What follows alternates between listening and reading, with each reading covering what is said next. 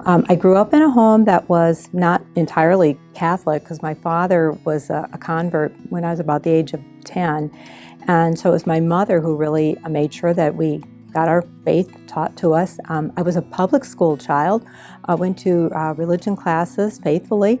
And my mother always made sure we went to Mass on Sundays and also to confession about every 2 weeks. It was unfailing, we went. When we were on vacation, my dad was always really good because he made sure we stopped at a Catholic church on a Saturday night to make sure for Sunday Mass in the morning. So it was something that was just part of our life. My mother helped us learn our prayers and made sure we said our prayers. But other than that, our home life wasn't anything other than just ordinary. It wasn't overly religious. When I got into college, at that point, in fact, I went to Michigan State University, so another secular institution. I got involved at the Catholic Student Center, and it was there that I started going to Mass every day. And I really liked it. I worked at the Catholic Student Center, and that's where I felt most at home. But if somebody had asked me then, had you ever thought about being a sister? I would have said, no way, not me.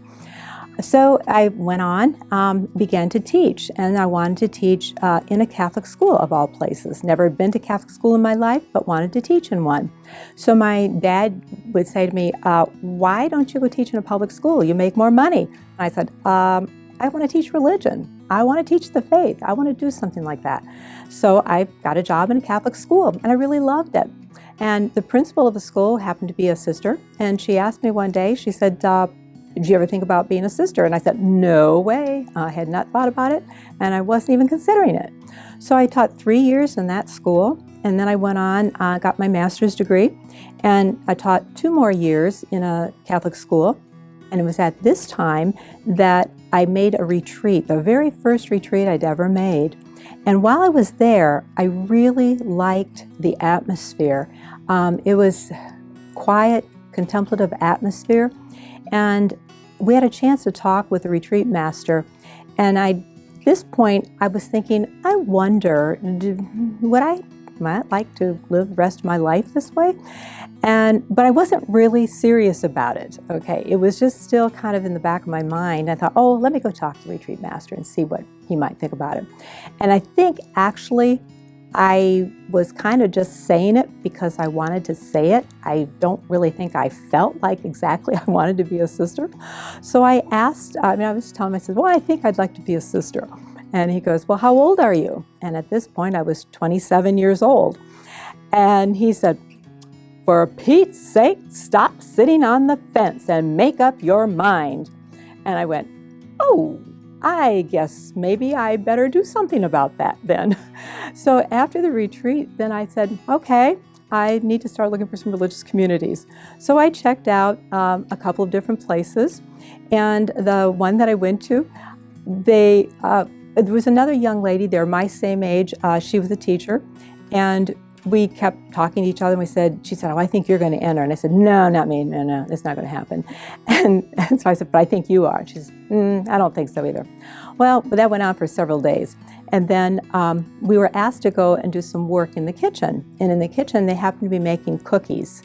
And I liked making cookies. So that was a lot of fun. I really enjoyed doing that. And at the end of that, I said to myself, hey, sisters do things that are normal. I can do that. And I said to my friend, I said, yes, I am going to enter. I said, I can do it now. I think I was under the impression before that sisters were always so holy, and that wasn't me. I didn't think I was going to be able to handle it. So that let me believe that sisters did normal things. And I said, I can do that, so I'll give it a try. And it was probably about maybe a year later, I think it was, when I finally entered the convent. I finished up my work at school and got things in order and entered the convent. Now, one thing that I probably should mention that I think really helped, in other words, to hear what God was calling me to do. While I was teaching at that second school, I lived really close to school, and I had to pass a convent on my way to school. And I saw in the window the sanctuary lamp. And as I see that lamp each day, I said, you know, I would really like to live under the same roof as our Eucharistic Lord. And it was then I thought, if you're going to do that, you need to be a sister. So I think the Lord was calling, and probably He was calling me from long, long ago, because I always liked to do things that are around the church, but I just plain did not know. So I think perhaps it had to do with the times I spent in Eucharistic adoration. I'm pretty sure that's where He put it into my heart at that point. I had that opportunity as I was teaching at that second school to go to Eucharistic adoration. So all of those factors, I think, went into me finally hearing God's call.